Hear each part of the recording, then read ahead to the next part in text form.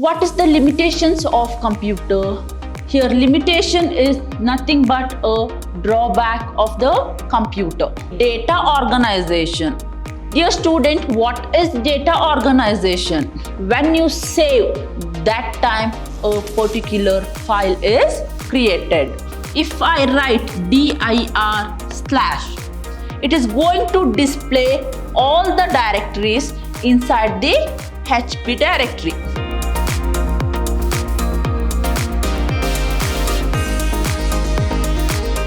Hello everybody, a warm welcome to my new session. We are on the 5th session of Overview of a Computer.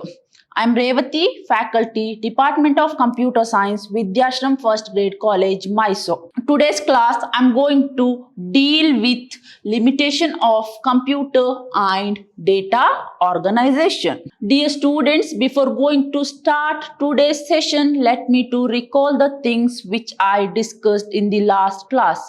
Dear students, in the last class, we studied the block diagram of computer system. There we studied input device, output device. Then we studied CPU. Under CPU, we studied what is ALU and CU. At the same time, we studied registers, then we studied memory units. These are the 4 important units of computer. Dear students, let's look into the limitations of computer. What is the limitations of computer?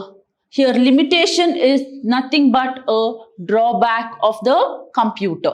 Dear students, during session 1, we studied the characteristics of computer. That is same as your capabilities of computer. Here characteristics and capabilities are same. Then what is the capabilities of computer? That is accuracy, speed, storage device, memory. These are the some of the capabilities of computer system. But today's class, I'm going to deal with the limitations of computer system. What is the first limitation here? It is lack of common sense. What is lack of common sense here? Dear students, we know that computer is going to operate based on the user instruction. All the instructions are predefined one. So computers are going to work based on some logic, that means some predefined instruction. So computer does not have any common sense. Dear students, please consider the example that you're going to type some documents by using Word, that is Microsoft Word. While typing, you made mistake. I repeat, while writing, you made mistake. Below that particular word, you can able to see the red underline. That indicates that that particular word is wrong. But computer does not have common sense to correct that word. I repeat, computers does not have any common sense to correct that word. So who is responsible for correcting that word? The human being or the user. One is going to use Microsoft Word. Is the person is responsible for correcting that word. So here computer does not have any common sense. So the another lack or limitation here, it is zero IQ. Computer does not have any IQ. Computer is not going to think and act. I repeat, computers does not have any IQ and it is not going to think and it is not going to act according to the situation. So computer works based on the instruction, that is based on the program. It is already installed or it is already built. Moving on to the next limitation, that is no feeling. So computer does not have any feelings like human being. Consider the example that a human being can able to work 8 hours per day. After 8 hours, the human being may feel tired or human being may get frustrated, but it is not like that in computer system. So computer can able to work for 1 day or 2 day or for longer life. So here computer does not have any feeling. Dear students, and computer cannot able to decide. So here we know that computer works based on the instruction. It works based on some example. Okay, they cannot able to think and they cannot able to decide by own. Consider the example that you have written 2 plus 2. The human being can able to understand this is the addition. That means I want to add two numbers, whereas computer cannot able to understand 2 plus 2. Suppose if I write 2 plus 2 equal, then computer can able to understand that this is the addition operation. I want to add two numbers. So computers are programmed in such a way that based on the program only, computer can able to act. Consider another example.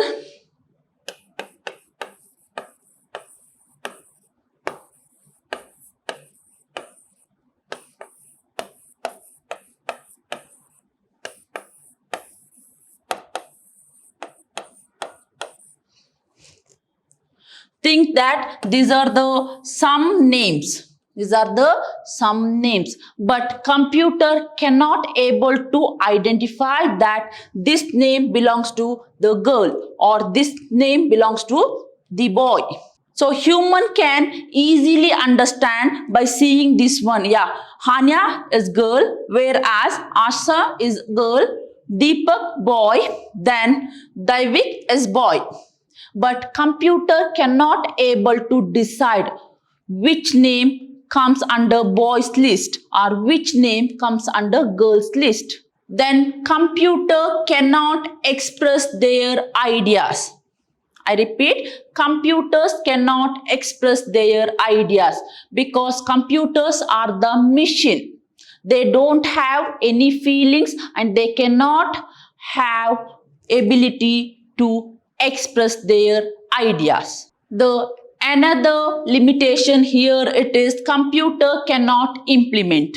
I repeat, computer is a machine and all the instructions are written in some programming language based on the instruction the computer is going to work. So here computer cannot implement. Consider the example same once again, that while typing by mistake you made spelling mistake. So that is indicated by that red color underline, and that indicates that that is the wrong word. As soon as when you click that word, you're going to get long list of words. But the user, the one who creating that document can able to select the particular word. But the computer cannot implement the word by itself. That means the computer cannot able to select the word. That means correct word. So the next limitation here it is computer cannot think because computer does not have any brain. So all the instructions are predefined one. Based on that only the computer is capable to work. So computer does not think and react. So the next limitation here it is depends on the user input. The computer is going to run based on the user input. The user want to give some input to the computer system. The last limitation here it is an expert user can work on a computer. The last disadvantage here it is an expert user can work on a computer. That means the user must have minimum knowledge about the computer system. That means how to operate, how to give the input and how to take the output, etc. Only the expert user can able to work on the computer system. So here the user must have minimum knowledge about the computer system. Dear students, these are some of the limitation or drawback of computer system. Moving on to the data organization. Dear student, what is data organization? So here data organization is a practice of organizing or categorizing the data. I repeat, here data organization is nothing but a practice or way used to organize or categorize the data. Then why we require data organization? To make data more useful, we want data organization. I repeat, to make data more useful, more efficient, we require data organization. Then, what are the data organization's technique? That is drives, then files, then directives. Dear students, these are the 2-mark question. You may get what is drives, you may get what is files, and you may get what is directives. And dear students, let's see what is file. So a file is a container. I repeat, a file is a container that is used to store the data. Here a file is a container in computer system used to store data, information, settings, commands, etc., which is used by the computer programs. I repeat, a file is a container in computer system that is used to store the data, information, settings, commands, etc., that is used by the computer later. Okay, suppose if I consider Windows operating system, then file is the unit of storage. I repeat, if I consider Windows operating system, then here the basic unit of storage is file. Consider the example. Think that you opened one Word document. You opened one Word document. You created some document. When you save your document, that time your file is created. I repeat, you opened one Word document, that is Microsoft Word. You started typing, then at the end, you're going to save your file or document. So when you save, that time a particular file is created.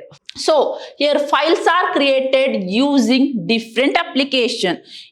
Okay, dear students, a file is created using different application, has different extension. Suppose if you created Word file, then the extension is doc or docx. If you created Excel file, then the extension is XLS. Suppose if you created presentation, then the extension is PPT. So a file is a common storage unit in a program, and all the programs and data are written into or read from. That means the user can able to perform 2 operations on file. That is, one can able to write the data and one can able to read the data. So user can able to perform 2 operations on file, that is written and read. Dear students, let's see how to create a file. So suppose if you want to create file, then with the help of computer software program, you can able to create a file. So here it is, MS Word or Microsoft Word, Microsoft Excel, etc. Suppose if you want to create text file, then you have text editor. Suppose if you want to create image file, then you have image editor. Suppose if you want to create document, then you have word processor. So these are the example for your computer software programs. Suppose if you want to create text file, then you are going to get text editor. If you want to create image file, then you are going to get image editor. Then for document, you are going to get word processor. Dear students, all the computer files are stored on a drive. Example for drive is hard drive. And you can get disk. So it is DVD. Inside DVD, you can able to store your files. At the same time, you can use diskette, that is floppy disk, or you can use folder. Okay. Dear students, to store your file, you can use drive, disk, floppy disk, then you can use folder. Dear students, then you may get the doubt, what are the operations I can able to perform on file? So the basic operations you can perform on your file is closing or terminating the file operation. Then reading data from the file, at the same time creation of new file, opening the file, and writing the data to the file. These are the basic operations you can able to perform on your file. So dear students, I repeat, what are the basic operations you can able to perform on your file? Here one is closing or terminating your file, at the same time reading the data from your file, creation of new file, opening the new file, at the same time you can able to write the data to the file. These are the some basic operations the user can able to perform on files. Moving on to the next, that is folder. What's the next data organization? That is folder. Dear student, what is folder? Here folder is a virtual location for application, documents, data and other subfolder. Here folder is the virtual location where you can able to store your applications, documents and data and subdirectories. So here folder provides the place where the user can able to store all their data, including files, including data, including application, or they can able to store subfolders also. So folders are the way, or folders helps in storing and organizing the files. I repeat, folder is the way to store and organize the data and files. So here folder can capable to hold one or more files. I repeat, folder can capable to hold one or more files, and folder can also have empty. So dear students, I repeat, a folder holds one or more files and folder can be empty until it is filled. So folder can be empty until the user is going to fill that folders with data and files. Dear students, it's also possible to create a folder within a folder. So it is called subfolder. It is called subfolder. That means creating a folder inside the folder is called subfolder. Dear students, the another data organization here, it is directory. What is directory? How to create directory? Dear students, a directory is a location for storing files on your computer system. I repeat, a directory is a place used to store files, data, etc. So here a directory is a location for storing files on your computer system. So, directories are found in a hierarchical file system. Dear students, I repeat, directories are found in a hierarchical file system such as Linux, Windows and Unix. In Linux operating system, in Unix operating system or in Windows, all the directives are represented in the form of hierarchical file system. That means in tree representation. So here directories are used to store, organize and separate files. I repeat, directories are used to store, organize and separate file and directories on a computer. Okay, consider the example that you may have separate directory for your images. You may have separate directories for your text files. You may have separate directory for your PowerPoint presentation. So here directories are mainly used to store all kind of documents. Here directories are responsible for storing all kind of documentation. Dear students, here directories are also used to store programs. Dear students, let's see how the directories are actually look like. This is the example. So here C is your root directory. Here Windows is your parent directory and this is your child or current directory.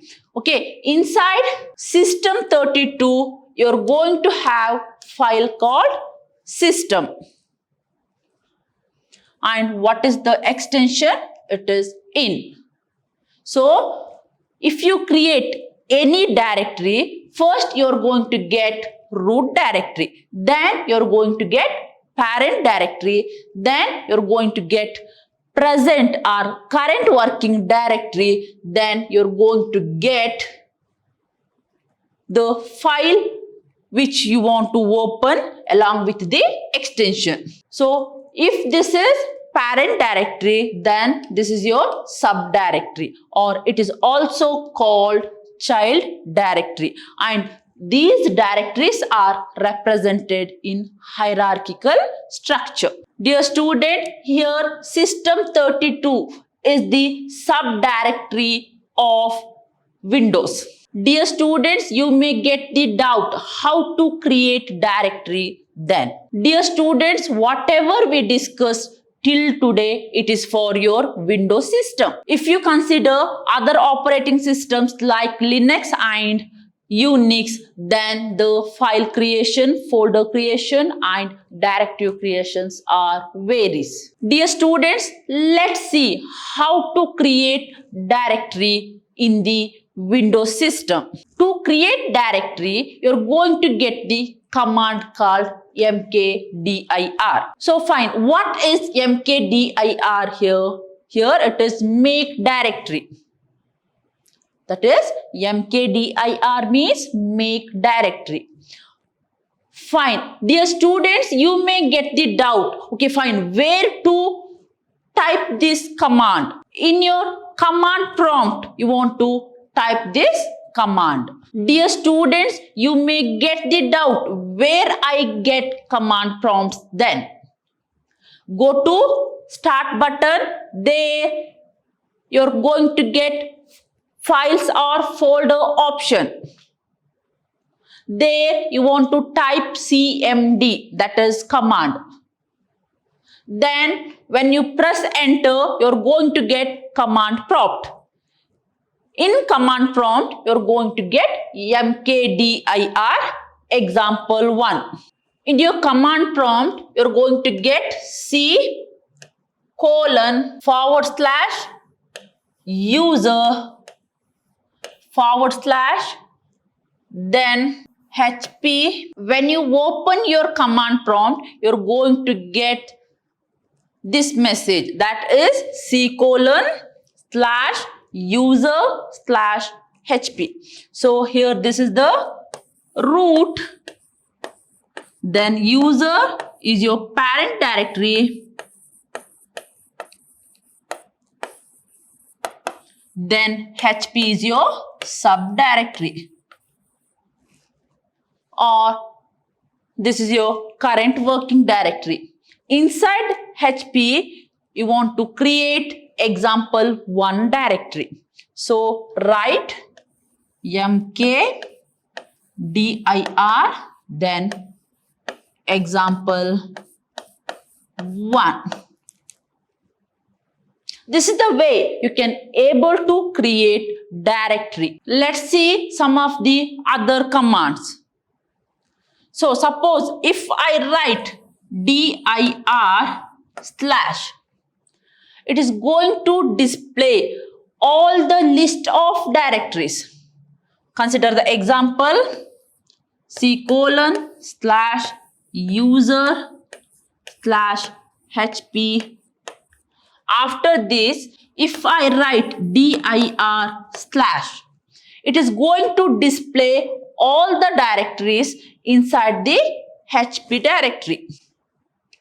I repeat, it is mainly used to display, or it is mainly used to list all the directories which is present in the current directory.